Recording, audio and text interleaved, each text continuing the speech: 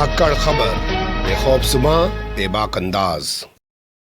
धाकड़ खबर में आपका स्वागत है। मैं आपके साथ हूं अकरम रईस खान। चीज़ें इतनी तेज़ी से बदल रही हैं कि आप लोगों को पता भी नहीं चल पा रहा है कि हो क्या रहा है, और चीज़ें बदल कर नया रूप ले रही हैं। एक खबर राजस्थान के राजसमंद से आई है। यहाँ पे हल्दी घाटी संग्रहालय बना हुआ है। खबर के मुताबिक कि यहाँ पर लगे हुए पत्थर को हटाने का आदेश जारी कर दिया गया है, क्योंकि उस पत्थर पर लिखा हुआ है कि हल्दी घाटी के मैदान में महाराणा प्रताप को अकबर की सेना के सामने पीछे हटना पड़ा था। तो ये खबर जो है बहुत सारे सवालों को जन्म देती है। जैसे पहला सवाल यही कि इस पत्थर को हटाने की अब क्यों ज़रूरत पेश आई, और जब लगाया गया था तो तब क्या गलत तरीके से लगाया गया था या अब सही तरीके से हटाया जा रहा है। दूसरा, हल्दी घाटी का असल में इतिहास है क्या, और एक अहम सवाल ये कि क्या वाकई में महाराणा प्रताप और अकबर के बीच हुए हल्दी घाटी युद्ध को हम हिंदू मुस्लिम या सांप्रदायिक नज़रिए से देख और समझ सकते हैं। तो मुझे लगा इस टॉपिक पे सबसे अच्छा नज़रिया रखने के लिए डॉक्टर रामपुरियानी जी से बेहतर कोई और शख्सियत नहीं हो सकती है। तो उनसे बात की, उन्होंने वक्त दे दिया। उन्हीं के ज़रिए इन सवालों को समझने की कोशिश करेंगे, क्योंकि मैं भी समझना चाहता हूँ और आप लोगों को भी कुछ समझना होगा। बहुत शुक्रिया सर वक्त देने के लिए। आपका बहुत धन्यवाद। आप वक्त देते हैं अपनी इतने तमाम बिजी शेड्यूल के बाद। मुझे अच्छा लगता है धाकड़ खबर के लिए आप इतना वक्त निकाल लेते हैं। बहुत शुक्रिया आपका एक बार फिर से। Thank you. मेरा पहला सवाल यही है आपसे कि ये जो अभी जो पत्थर हटाने की बात की जा रही है, जिस पे इतिहास लिखा हुआ है कि महाराणा प्रताप को पीछे हटना पड़ा था, उनकी सेना को पीछे हटना पड़ा था, तो इस पत्थर को हटाने की जरूरत क्यों पेश आई? देखिए, ये महाराणा प्रताप और अकबर की लड़ाई जो आपने बिल्कुल सही तरीके से बताया कि ये हल्दी घाटी में हुई थी, और इसके पीछे क्योंकि अकबर ये लड़ाई जीत गए थे, महाराणा प्रताप को पीछे हटना पड़ा। तो पहला बात तो ये हुआ कि जैसे हमारे यहाँ इतिहास लेखन का तरीका है, इतिहास लेखन में राजा को धर्म से पहचानते हैं और बाकी चीजों को उसमें छोड़ देते हैं। ये जो अंग्रेजों ने डाला था उसी इतिहास को लेकर आज भी सांप्रदायिकता को बढ़ाया जा रहा है। तो पहले राजस्थान में जब भाजपा सरकार सत्ता में आई तो उन्होंने सबसे पहला एक काम किया कि स्कूल की किताबों में जो ये पाठ है कि हल्दी घाटी की लड़ाई में अकबर जीत गए थे, महाराणा प्रताप हार गए थे, उसको उलट दिया और कहा कि अकबर हार गए थे, महाराणा प्रताप जीत गए थे। यानी एक वो धार्मिक एंगल से उन्होंने इसको रखने की कोशिश की। तो अभी जो आपने बताया पत्थर की बात, और वो ये जो लड़ाई हुई थी हल्दी घाटी में 21 जून 1576 21 जून 1576 को ये लड़ाई हुई थी, और वहां ये जो जगह है वो है रक्त तलाई, यानी खून का एक उसमें उल्लेख है, क्योंकि ये लड़ाई में बहुत खून खराबा बहुत हुआ था।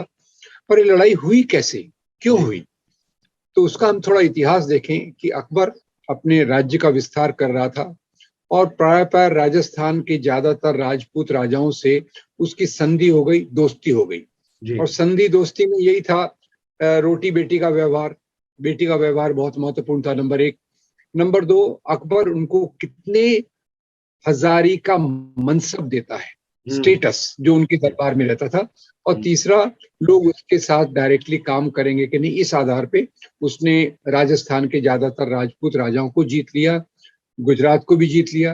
पर मेवाड़ जो था उसका किस्सा थोड़ा अलग था। मेवाड़ पहाड़ियों में है, जंगली क्षेत्र है, वहां जाना बहुत आसान नहीं है। और मेवाड़ के जो राजा थे महाराणा प्रताप, वो अकबर के साथ संधि नहीं करना चाहते थे। और अकबर तो पूरा अपने राज्य का विस्तार करने में लगा था। तो अकबर ने पहले कई राजाओं को भेजा उससे बातचीत करने के लिए, और उसमें सबसे महत्वपूर्ण दो राजाओं के नाम मैं बताता हूँ। उसमें एक थे राजा टोडरमल। राजा टोडरमल को अकबर ने भेजा कि आप राणा प्रताप से बात करो कि हमसे वो मिले। राणा प्रताप ने मना किया। फिर बाद में फौज भेजी, और अकबर ने जो फौज भेजी वो राजा मान सिंह के नेतृत्व में थी, जिसमें 5000 सैनिक थे। इन सैनिकों में मुसलमान भी थे, हिंदू थे। वो चलकर आए, जहां तक हल्दी घाटी के मैदान तक चलकर आए। इधर से महाराणा प्रताप ने बहुत तैयारी की।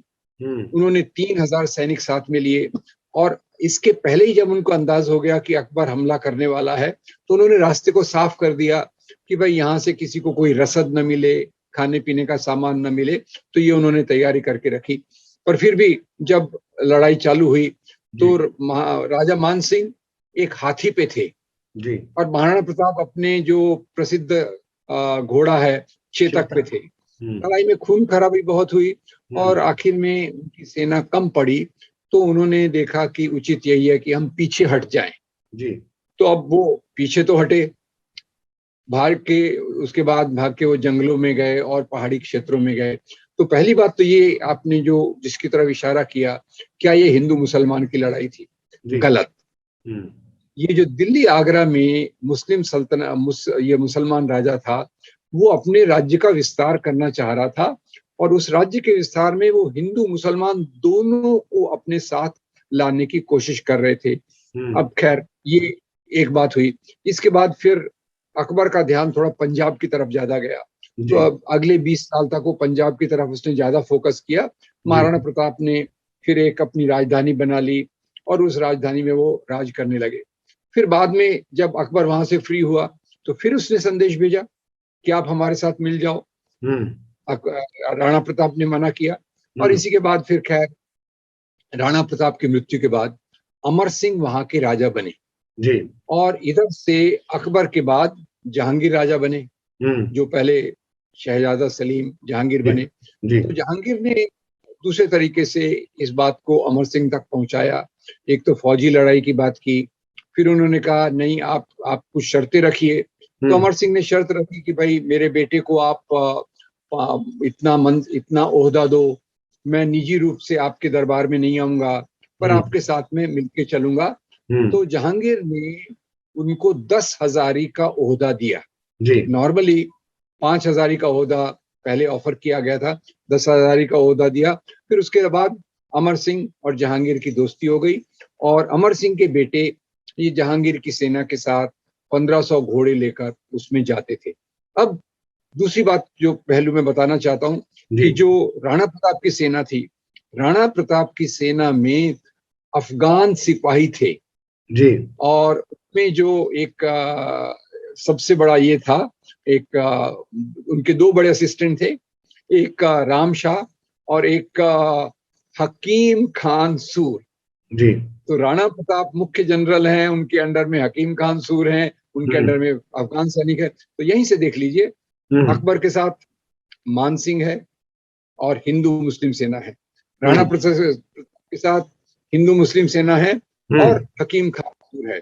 तो इस लड़ाई, ये जो लोग सांप्रदायिक लोग हैं, ये बाकी बातों को भुलाना चाहते हैं और ये केवल इसमें गौरव दिखाना चाहते हैं कि हिंदू राजा महान थे। और आजकल तो मैं आपको बताऊं, मुझे बड़ा आश्चर्य होता है कि ये महाराणा प्रताप को हिंदू राष्ट्रवाद, हिंदू नेशनलिज्म के बड़े प्रतीक के रूप में प्रस्तुत करते हैं। ये बात मैं पहले भी चर्चा कर चुका हूं कि राजाशाही एक अलग व्यवस्था है, राजाशाही अलग व्यवस्था है।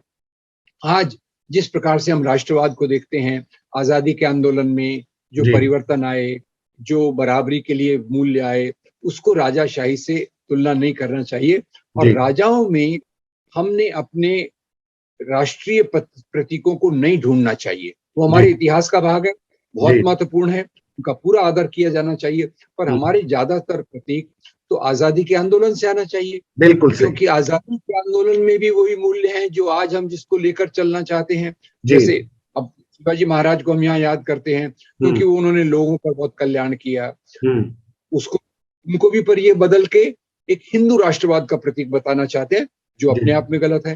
राणा प्रताप को भी ये इसलिए उन्होंने, जो आपका सवाल था कि उन्होंने पत्थर को क्यों उठाया, क्योंकि उसमें एक तो राणा प्रताप के पीछे जाने की बात की, उसके साथ साथ उन्होंने जो आगे चेतक के बारे में लगा हुआ था और दूसरी जगह थी, उसके बारे में भी उन्होंने परिवर्तन लाना किया। यहाँ मैं एक छोटी सी बात बता दूं कि ये अभी जो जगह है, ये आर्कियोलॉजिकल सर्वे ऑफ इंडिया के कंट्रोल में आई है। तो वहाँ तो एमपी हैं, उस क्षेत्र की एमपी दिव्या कुमारी, उन्होंने बहुत प्रेशर डाला कि भाई इसको आप पत्थरों, ये जो इतिहास आपने रखा हुआ है उसको बदलो और उसमें राणा प्रताप को विजयी बताने की कोशिश कीजिए। तो ये, मैं इस बात को मानता हूँ कि महाराणा प्रताप बहुत बहादुर योद्धा थे, बहुत बहादुर और स्वाभिमानी थे।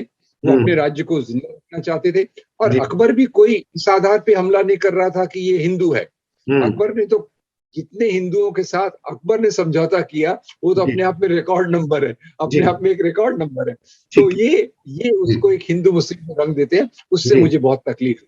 ठीक है, आपने जो है अभी तक जितनी तमाम जानकारियाँ दी उससे दो चीज़ें बहुत स्पष्ट तौर पर क्लियर हो जाती हैं कि हल्दी घाटी को जो एक सांप्रदायिक रंग देने की कोशिश की जाती है, यह महाराणा प्रताप और अकबर के बीच की लड़ाई को जो एक सांप्रदायिक रंग देने की कोशिश की जाती है, वो बिल्कुल पूरी तरह निराधार है। लेकिन क्योंकि आज की सत्ता को सुहा रहा है, इसके बहाने कुछ हिंदू मुस्लिम चल रहा है, तो वो कर सकते हैं। इसके अलावा दूसरी चीज़ आपने बताया कि वहाँ से बीजेपी की जो सांसद हैं उन्होंने डिमांड की, पर मुझे लगता है जो मैं पढ़ रहा था कि अर्जुन मेघवाल जो मंत्री भी रहे हैं इस सरकार में, और उन्होंने भी इस मामले को आगे बढ़ाया और कहा कि साहब इसको बदलो।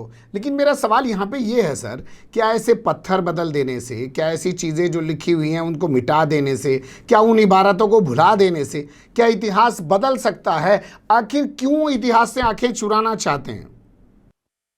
देखिए, इतिहास को तो ये इतिहास में दो चीजें हैं, एक तो इतिहास और दूसरा इतिहास का प्रस्तुतिकरण। जी। अब जब हम गहराई में जाके देखते हैं तो इतिहास तो वही है कि अकबर के साथ मान सिंह के थे और राणा प्रताप के साथ हकीम खान सुर थे, ये तो इतिहास है। पर जो उसका प्रस्तुतिकरण में है, तो अकबर को वो केवल अकबर बताएंगे, मान सिंह को उसमें नहीं दिखाएंगे, और राणा प्रताप को केवल राणा प्रताप दिखाएंगे, हकीम खान सुर को नहीं दिखाएंगे। तो यहाँ इनको जो सांप्रदायिक राजनीति मजबूत करना है, जिस प्रकार की राजनीति के आधार पे ये सत्ता पर आए हैं, जिस प्रकार की राजनीति के आधार पे सत्ता को मजबूत कर रहे हैं, उसके लिए इनका ये एक जरूरी एजेंडा है कि इतिहास को इस प्रकार से तोड़ मरोड़ कर प्रस्तुत किया जाए। अब आपको मैं बताता हूं कि हम कहते हैं कि सच, पूरा सच और आधा सच, और मैं ये बात को मान के चलता हूं कि आधा सच जो है वो झूठ से भी ज्यादा खतरनाक होता है। बिल्कुल जी। अब जब आप कहते हैं अकबर और अकबर के साथ मान सिंह का नाम नहीं लेते, तो आधा सच है।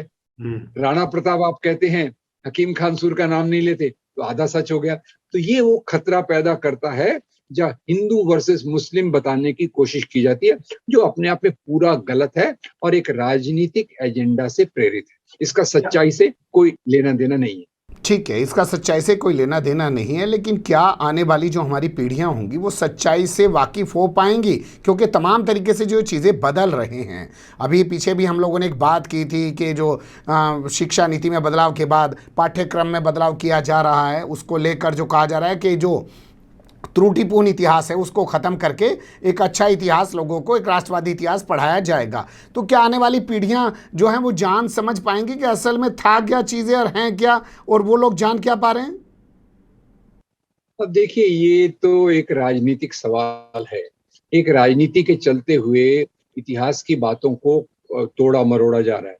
मैं तो यहाँ तक जिस निष्कर्ष पे पहुंचा हूँ कि इतिहास में सबसे महत्वपूर्ण बात जो है वो हमारे धर्म के नैतिक मूल्यों को समझना, हमारे समाज के कमजोर, पीड़ित, दलित, महिला, आदिवासी, मजदूरों की समस्याओं को समझना, हमारे साहित्य को, आर्किटेक्चर को समझ के समाज के विकास में योगदान देना चाहिए, वो वास्तविक इतिहास है। अब ये जो हिंदू वर्सेस मुस्लिम का इतिहास अंग्रेज एक एजेंडा से लाए और उसी एजेंडा का एक भाग लेकर उसको ये आगे बढ़ा रहे हैं। अब आगे क्या होगा, ये तो आप पे डिपेंड है, मेरे पे डिपेंड है, हम कितना काम कर सकते हैं। वो कहते हैं ना, नक्कार खाने के में तूती की आवाज कहाँ बोलती है। तो अब हमारा चारों तरफ नक्कार खाना बज रहा है, जो बन रहा है। हमको अपनी तूती की आवाज को मरने नहीं देना, मैं इतने ही अपनी पूरी आशावाद में कह सकता हूँ। इससे ज्यादा तो क्या होगा वो बताना बहुत ही मुश्किल है। बिल्कुल सही आपने कहा कि नखार खाने में तूती की आवाज़ कितनी देर तक गूंजती है और कहाँ तक गूंजती है, ये बहुत बड़ा सवाल है। और जो दीप आप रोशन किए हुए हैं, जो चिराग आपने रोशन किया है और जो तमाम कोशिशें आप कर रहे हैं, वो वाकई में सराहनीय है इस दौर में, क्योंकि इस दौर में इतना बोलना भी बहुत बड़ा काम है। आप वक्त देते हैं, फिर आपका एक बार शुक्रिया, फिर आपसे किसी और टॉपिक पे जुड़ेंगे। धन्यवाद सर। बहुत धन्यवाद, बहुत धन्यवाद सर।